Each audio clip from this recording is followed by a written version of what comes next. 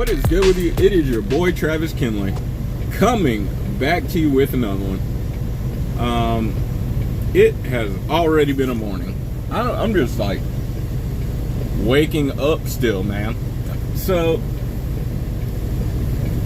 first thing that happened when I woke up, I'm not on, like, I didn't sleep enough. Hey, lean back that way, buddy, Virgil. Something's going on. Anyways, man, I didn't sleep right. You know them thermoelectric coolers they sell in the truck stops? Like, if you don't have a refrigerator, or maybe you want to add to your refrigerator capacity, you can buy these thermoelectric coolers. Last night, for some reason, I have no idea why, mine just started making noise. Clack, clack, clack, clack, clack, clack, clack, like a motor knocking type noise. Clack, clack, clack, clack, clack, clack, clack, clack. I don't know, I was trying to sleep, man. I banged on the top of it one good time. You know how you come to my generation, you hit on top of the microwave, make it work, hit the TV, it'll go back, you know.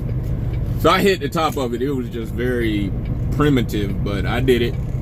That didn't work. So then in the middle of the night, 3 hours, literally like halfway into my sleep, 3.5 hours into my sleep, I have to take everything out of that cooler and stuff it in my refrigerator and turn that off, right? So then try to go back to sleep, wake up again, because now the temperature ain't right. Like, everything's not right anymore.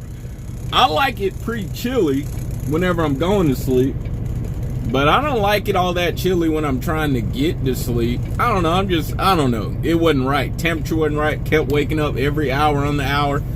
So then when it's finally time to wake up, now I'm all tired and everything like that, man. So I go in there, get me a shower room, but I just felt like it's not flowing right?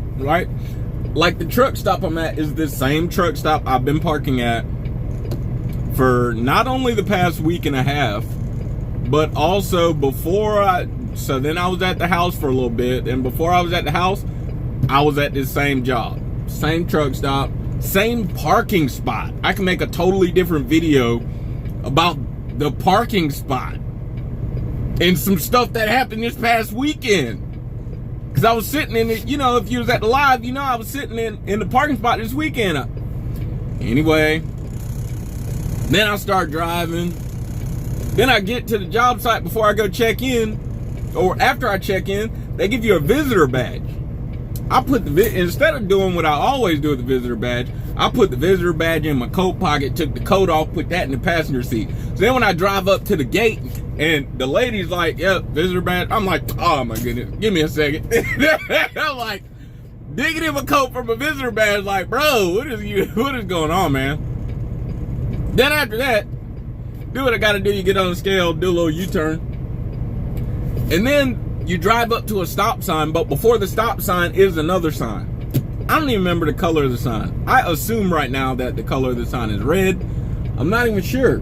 While driving out, I stopped at the other sign instead of the stop sign. I was like, bro, why are you stopping at this sign? And the sign just says, like, trucks don't park further than here, or something like that. Just telling you, if you're gonna park before this sign.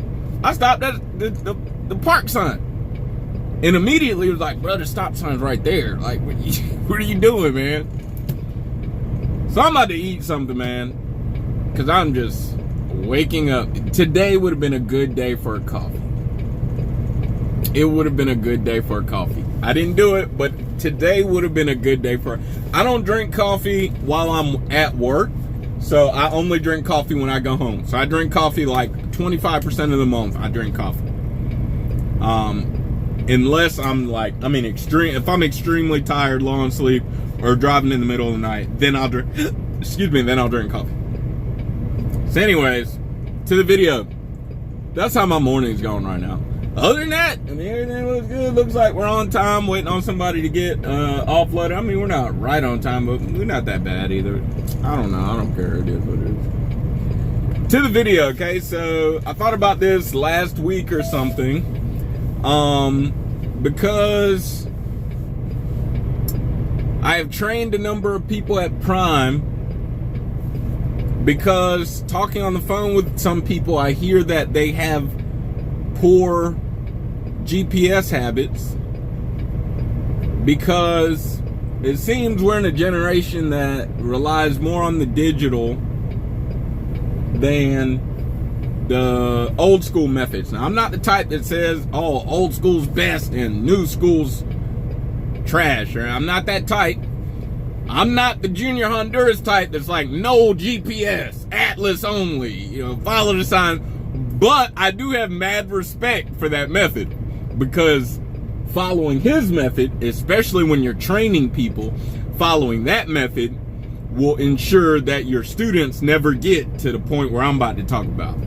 Because they can buy a GPS later, but they always have the foundational skills of just knowing which direction you're going. They always have the foundational skills of reading the signs, of being situationally aware of where they are. So, GPSs are not supposed to be followed with your life. This is really for newer drivers, people thinking about becoming truck drivers. GPSs are not supposed to be followed with your life. If you follow a GPS with your life, eventually that GPS will teach you a lesson. And it's gonna be a bad lesson.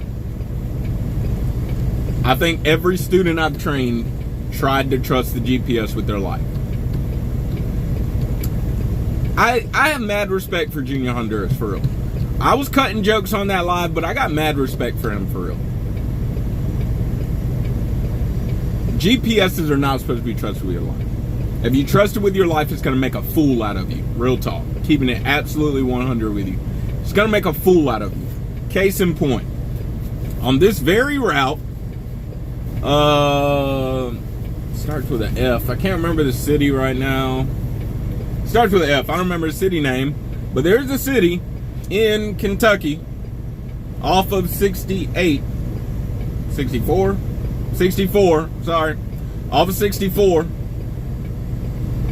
And my GPS will always route me off the interstate, and you drive 10 miles around the city or whatever, and then back on the interstate because it thinks there's a bridge that I can't cross. Garmin, the same is true of Amarillo, Texas. It always routes me off the interstate and right back on the interstate. But if you follow it with your life, you're going to waste your time. At best, you're going to waste your time. At worst, I don't know what's going to happen to you. I don't know what's going to happen to you. Ain't no telling. GPSs are not meant to follow with your life. That's number one. You need to be situationally aware of what's going on. So like me, GPS say exit such and such, but I know in my mind I don't get off. So this exit I'm talking about is like 100, 150 miles before I'm supposed to hop onto another interstate, 65 north. In my mind, when I hear the GPS say get off in 2 miles, take exit such and such, yada yada yada, I'm keeping my eye on them. So when he's about to, they about to unhook. So I'm aware that I'm not supposed to get off for like 150 miles. So I'm like, well, why is it saying that? Now look, I might say, oh, bridge you can't cross. 30, it says 30-ton weight limit or something. Bro, we are on the whole interstate. And number two, I see lots of 18-wheelers in opposing traffic coming my way. I'm pretty sure we can cross that bridge bit off. See what I'm saying? GPSs are not designed to be trusted with your life, y'all. Okay? Don't come out here trusting GPSs with your life. It's gonna make a fool out of you. The second GPS piece of GPS advice: do not run multiple guiding systems at the same time. I know somebody who has a habit of running multiple systems at the same time. That is an extremely bad idea. Do you like when multiple people try to talk to you at the same time? Don't we always stop them and say, whoa, one at a time? Why would you run multiple guidance systems at the same time? For the person who suffers with anxiety, that merely serves to increase your anxiety. Hearing two voices trying to tell you directions about where you need to be going, it's a terrible idea. Third piece of GPS advice. Dude, stop using Google Maps. It's gonna make a fool out of y'all, man. And y'all hear this stuff in training, y'all hear this stuff, y'all hear truckers, and I have heard someone who uses Google Maps occasionally for directions say, oh, I know I don't need to be using it, but I'm just trying to ... All right. Keep playing with fire, you're gonna get burnt. Keep messing around with that Google Maps. It's gonna make a fool out of you. It's gonna make a fool out of you. Man, if y'all could just please listen. Let he or she who have an ear hear. Seriously, y'all. These GPS is not supposed to, you need to know where you're going in your mind. You need to know where you're going. You don't need to know what it's going to look like, but you need to know where you're going. I'm not as strict as Honduras in saying you need to have every direction jotted down, put it on a post-it note, you know, whatever. At least I've seen them do that with the students, or, you know, or just know your next 10 direct, you know. I'm not that far. But like right now, I know after I exit this refinery, I'm going to make a left at, but see, I've done this route before. I know I need to take 64 west, 65 north, 70 west to my exit.